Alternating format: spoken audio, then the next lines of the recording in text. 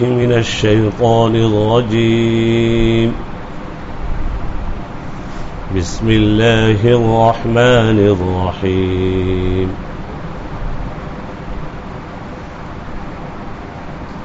واتل عليهم نبأ ابني آدم بالحق إذ قربا قربانا فتقبل من أحدهما ولم يتقبل من الآخر قال لأقتلنك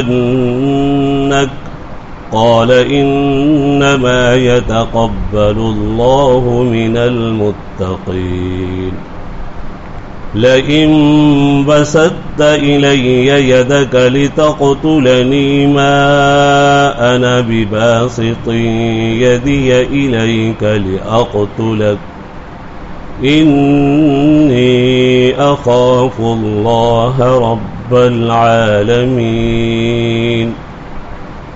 صدق الله العظيم. میرے محترم دینی بھائیوں، بزرگوں اور دوستوں، حضرت آدم علیہ السلام کا قصہ چل رہا ہے جس کو اللہ تبارک و تعالی نے قرآن کریم میں ذکر کیا، بہت تفصیل سے ذکر کیا، مختلف مقامات پر ذکر کیا. حضرت آدم علیہ السلام کے تذکرے کے ساتھ ان کے دو بیٹوں کا بھی تذکرہ ضروری ہے جو حابیل اور قابیل سے مشہور ہے. کل ان کا کچھ تذکرہ آیا. البتہ حضرت آدم علیہ السلام سے متعلق چند ضروری باتیں اخیر میں رہ گئی تھی جب لائٹ چلی گئی تھی. حضرت آدم علیہ السلام جو زمین پر اتارے گئے تو تقسیم سے پہلے کا ہندوستان کا جو حصہ ہے اس حصے میں حضرت آدم علیہ السلام کو اتارا گیا. یہ قول تو یہ ہے ہند میں اتارے گئے، ہندوستان میں. سری لنکا کی پہاڑی کا ذکر آتا ہے. تقسیم سے پہلے یہ سب ہندوستان ہی کے حصے تھے. سری لنکا، پاکستان، بنگلہ دیش، افغانستان، ایک بڑا ملک تھا اپنا ہندوستان. دوسرا قول یہ ہے کہ نہیں، مکہ اور طائف کے بیچ میں ایک مقام پر اتارے گئے حضرت آدم علیہ السلام. مکہ اور طائف، مکہ سے طائف تقریباً 18 کلومیٹر کے فاصلے پر واقع ہے، جہاں جائے بغیر حاجی کا حج ہی نہیں ہوتا، بلکہ حج اصل مقام عرفہ کے وقوف ہی کا نام ہے.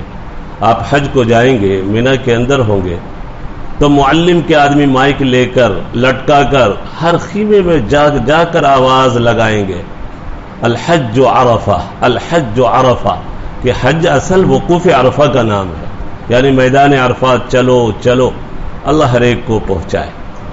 مکہ اور طائف کے بیچ ایک جگہ کا نام ہے جہاں پر حضرت آدم علیہ السلام کو اور ان کی اہلیہ زوجہ محترمہ حضرت حوا کو جدہ میں اتارا گیا، اور دونوں ایک دوسرے کی تلاش میں پھرتے رہے.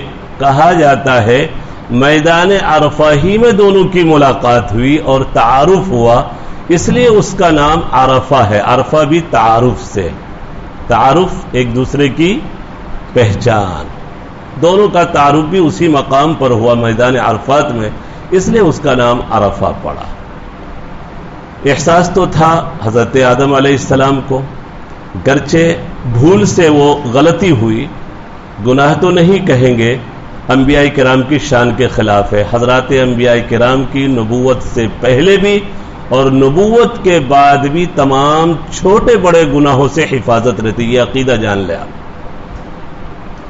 تمام چھوٹے بڑے گناہوں سے ان کی حفاظت ہوتی ہے. عصمت انبیاء کا عقیدہ بہت اہم ہے. حضرات انبیاء کرام تمام گناہوں سے محفوظ ہوتے ہیں. یہ ایک بھول اور لغزش ہوئی، گناہ الگ ہے، لغزش الگ ہے. گیہوں کے دانے کا کھا لینا ایک لغزش ہے، چوک ہے، گناہ ہم اس کو نہیں کہیں گے. لیکن انبیاء کی شان بہت اونچی ہوتی ہے، جو بڑے ہوتے ہیں ان کی شان بھی بڑی ہوتی ہے. چھوٹی غلطیوں پر بھی ان کو ندامت بہت زیادہ ہوتی ہے. ہم تو بڑے بڑے گناہ کر کے دل ایسے سخت ہو گئے، کبھی ندامت نہیں ہوتی۔ توبہ اصل دل کی ندامت کا نام ہے، یہ جان لیں۔ اللہ کے نبی صلی اللہ علیہ وسلم کا فرمان ہے، التوبۃ ہی الندامہ۔ امام بیہقی نے شعب الایمان میں اس حدیث کو ذکر کیا ہے، التوبۃ ہی الندامہ، توبہ اصل دل کی ندامت کا نام ہے۔ استغفر اللہ استغفر اللہ استغفر اللہ، زبان سے پڑھیں، دل میں ندامت نہ ہو تو وہ حقیقی استغفار نہیں ہے، یہ جان لیں۔ یہ واضح کر دینا ضروری ہے، استغفار بھی جبھی استغفار ہے جبکہ دل میں ندامت ہو۔ ہاں زندگی بہت غفلت میں گزری ہے، اللہ میں تمام گناہوں سے معافی مانگتا ہوں جو اب تک غفلت میں زندگی گزری، گناہوں میں گزری ہے۔ توبہ کی قبولیت کے لیے پہلی شرط ندامت ہے، ان یندم علیہا، تین شرط بلکہ 4 ذکر کی ہے، اور علامہ ابن قیم نے تو 5 شرط ذکر کی ہے۔ توبہ کے قبول ہونے کی پہلی شرط ہے کہ ندامت ہو دل میں کہ اللہ غلط ہوا جو کچھ ہوا مجھ سے۔ گناہ کر کے مومن خوش نہیں ہوتا، یہ جان لیں۔ اللہ کے نبی صلی اللہ علیہ وسلم کی ایک بڑی اچھی دعا ہے، اے اللہ مجھے ان لوگوں میں سے بنا دیجئے جو نیکی کر کے خوش ہوتے ہیں، اور ان لوگوں میں سے نہ بنائیے، اور ان لوگوں میں سے بنا دیجئے، ہاں ان لوگوں میں سے بنا دیجئے جب ان سے کوئی گناہ ہو جائے تو اساؤ، اللہم اجعلنی من الذین اذا احسنوا استبشروا واذا اساؤوا استغفروا۔ ہاں یہ اے اللہ مجھے ان لوگوں میں سے بنا دیجئے کہ نیکی ہو تو خوشی ہو، اور کبھی گناہ ہو جائے تو فوراً دل نادم ہو اور استغفار ہو۔ اللہ تعالیٰ کو یہ شرط بتا رہا تھا توبہ کی قبولیت کی، ندامت، دل میں ندامت ہو، گناہ چھوڑنے کا فوراً عہد کر لے کہ اس کے قریب بھی اب نہیں جانا، گناہ میں مبتلا ہے، توبہ توبہ توبہ استغفار کرتا رہے۔ اللہ اس توبہ اور استغفار کو قبول نہیں کرتے۔ حضرت حکیم اختر صاحب کبھی کبھی فرماتے تھے کہ دیکھو ایک آدمی غیر محرم عورت پر نگاہ ڈال رہا، غیر محرم عورت وہی نہیں کہ جو چلتی پھرتی ہو، غیر محرم کی تصویر بھی غیر محرم ہے، غیر محرم کی تصویر اگر ہمارے موبائل پر ہے، موبائل پر، وہ بھی غیر محرم ہے، اس کو بھی دیکھنے کی اجازت نہیں ہے۔ غیر محرم عورت کی تصویر دیکھتا رہے یا چلتی پھرتی شکلوں کو دیکھتا رہے، دیکھ بھی رہا ہے اور کہہ رہا استغفر اللہ استغفر اللہ، تو کہہ رہا اس استغفار کو بھی استغفار کی ضرورت ہے، تم استغفار کی مذاق اڑا رہے، گناہ میں مبتلا۔ اور پھر یہ سب گناہ، توبہ کی قبولیت کی پہلی شرط ندامت، دوسری ان یقلع عنہ، اس سے کیا، یا ان یقلع عنہ، اس سے علیحدہ ہو جائے، اور تیسرے کہ طے کرے آئندہ اس کے قریب نہیں جانا۔ اگر ہمارے گھر میں گناہ کا کوئی آلہ موجود ہے، ٹی وی موجود ہے، تو ٹی وی کو اٹھا کر پھینکیے پہلے، یہ گناہ سے علیحدگی، گناہ کے اسباب سے۔ آپ اس کو معمولی نہ سمجھیں۔ شیخ بہلوی رحمۃ اللہ علیہ ہمارے بزرگوں میں گزرے، فرماتے تھے کہ ٹی وی کے بارے میں بتاتا ہوں تم کو، ایک آدمی مسجد کے ماحول میں رہ کر 40 دن گزارے، مسجد کا ماحول کتنا صاف ستھرا ہوتا ہے، فرشتوں کی صحبت انسان کو نصیب ہوتی ہے، مسجد کے ماحول میں 40 دن تک اللہ کی طرح متوجہ ہو کر ذکر تلاوت میں گزارے، 40 دن وہ بھی، یعنی پورا چلہ۔ آپ سوچیں کہ دل کتنا روشن ہو گیا ہوگا اس بندے کا جس نے 40 دن فرشتوں کی صحبت میں اور مسجد کے ماحول میں گزارا، اور پھر اس 40 دن گزارنے کے بعد ایک لمحہ کے لیے ٹی وی کے سامنے بیٹھ جائے، جا کر ٹی وی بولتے ہیں نا کہ ٹی وی، ٹیلی ویژن، ویسے وہ صحیح ہے کہ ٹی وی ایمان کے لیے ٹی وی ہے، ٹی وی ایمان کے لیے ٹی وی ایک زمانے میں بہت خطرناک مرض تھا، گرچہ آج اس کا علاج دریافت ہو گیا، لوگ اس کو معمولی سمجھتے ہیں ٹی وی کو، ٹی وی ایمان کے لیے ٹی وی۔ ایک لمحہ کے لیے ٹی وی کے سامنے بیٹھ گیا تھوڑی دیر کے لیے، 40 دن کی عبادت کا نور ختم ہو جاتا ہے۔ 40 دن کی، اس کو معمولی نہ سمجھے ٹی وی۔